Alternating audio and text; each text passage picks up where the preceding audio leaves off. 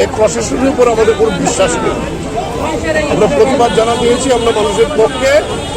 মানুষ দেখুক, এটাও দেখার বাকি ছিল কি করে বিপ্লব দেব ভোট চুরি করে। এটা অনেক আগে পঞ্চায়েতের ভোট চুরি করেছিল, লোকসভার ভোট চুরি করেছিল। এখন এটা কিন্তু এইটা কিন্তু হবে না, চিরদিন চলবে না। প্রধানমন্ত্রীকে মাথা নত করে কৃষক আন্দোলন দাবি মানতে হয়েছে, ক্ষমা চাইতে হচ্ছে।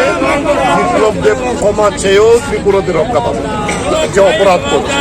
The minister from the ruling party has claimed that no such violence is taking place in the state and said the allegation is They are all are liar. Prime Minister of India is a liar. Home Minister of India is liar. Or BJP minister here. All are practically liar. BJP party is a fraud party.